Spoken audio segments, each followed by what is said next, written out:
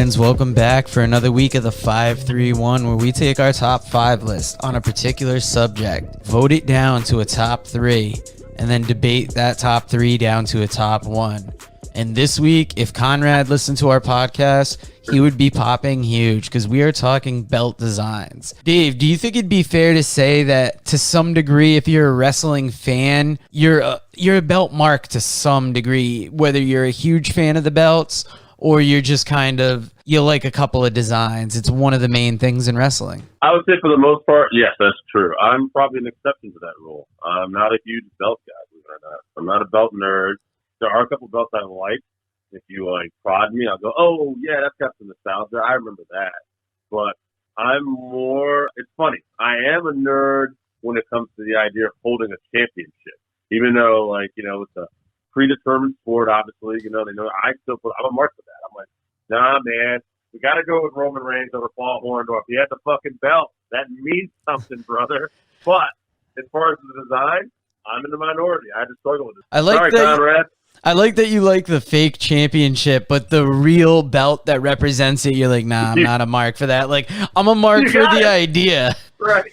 But I mean, when you do put the title on somebody, you're almost signifying that that's your top guy. That's the guy that you're behind. Yeah. And I could see where the idea of a belt would get you. Tim Hartford brought us the first list, and he's got the IWGP belt, the NXT tag belt, the WWE Undisputed title, the Winged Eagle belt, classic WWE championship, and the classic IC belt with the white strap. Now, that differentiation is going to become important a couple lists down the road. Yeah. Interesting you put the NXT tag belts in there.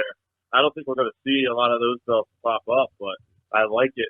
And again, me not so much thinking of the actual physical belt. I start thinking about the great matches the Revival had with American Alpha and DIY. That's what I think of. Back when the Authors of Pain were good, too.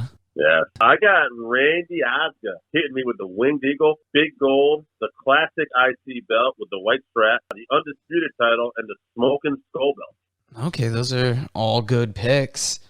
Now, here's the thing, too. I'll let you in, and I'm not picking on Randy with this, too. Well, although I'm not necessarily a belt mark, you know what I don't like? The Smoking Skull belt. You know what I don't like? The Brahma Bull belt. You know what else I don't like? Spinner belt. I like classic, old school, straight up belt. Yeah, and I mean, I'm sure there's got to be a certain section of fans that are really behind those belts that were identified with certain characters. Sure. Of all those belts, I think the spinner belt is the hardest to take, even though it's the funniest idea. As far as a championship, Bruno Sammartino didn't break his fucking neck to make the spinner belt a possibility down the road. Now, Mike Flynn brought us a list. He's got the Big Gold belt, the Winged Eagle belt, the IC title, but with the black strap that Macho Man had. He's got the IWGP title and the WWF tag titles that Demolition had. So I think we're going to see a common theme that Big Gold and Winged Eagle are going to get on. Oh, yeah, I'd be surprised if they're not on every list. They got to be on the next list you have, right? Well, let's see. We got AJ. Of course, he's going to be the guy who's different. He's got the NWA TV title with the red strap. Ooh, that's a good one. That's a good one. He's got the FTW belt. We got the NWA Golden Globe belt. Okay. Big Gold. And then he's got NXT UK. Classy as a motherfucker. I gotta say, of the newer belts, of the newer WWE belts, that UK belt is something else. Now, I'm gonna bring you my list next, but I got the IWGP, I got the Winged Eagle, I got the Big Gold belt. I had the AEW title, but I crossed it out, and I put the NWA TV title with the red strap, because when you brought that up, I was like, ooh, shit, I gotta have that on there. Chris Zauha would love that.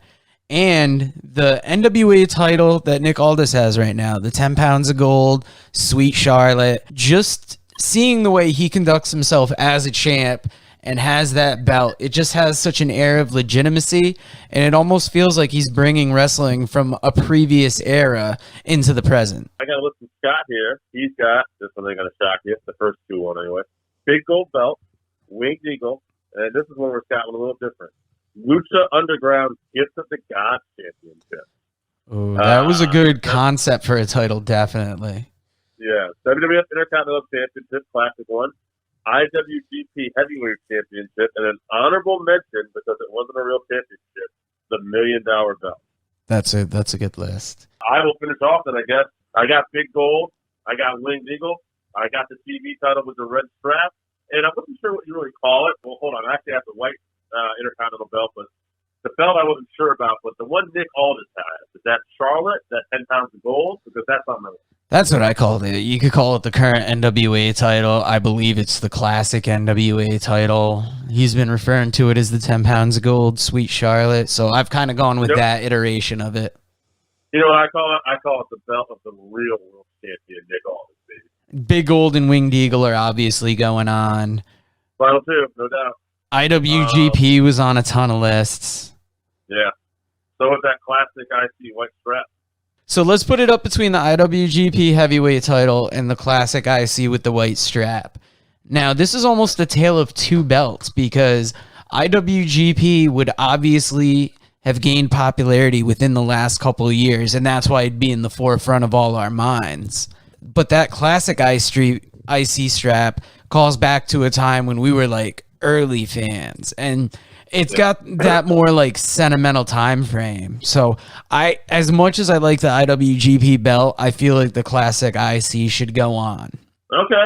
I was going to put the IWGP to the next level because I thought, well, it's a little more different than the other belts.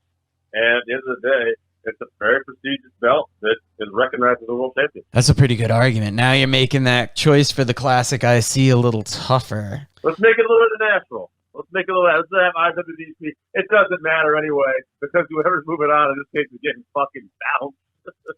We got the Big Gold belt up against the Winged Eagle belt up against the IWGP belt. And the top... IWGP. You got to go. You think that's well, yeah, that's got to be kind of the first one to go. I mean, or you just listen to these people that's either Winged Eagle or Big Gold. That's what we're talking about here. Yeah, and this is like one part of my childhood fighting another part of my childhood because just seeing Ric Flair with that Big Gold belt for so long and the impact that it made when he brought it from WCW to WWE almost unseen in those times.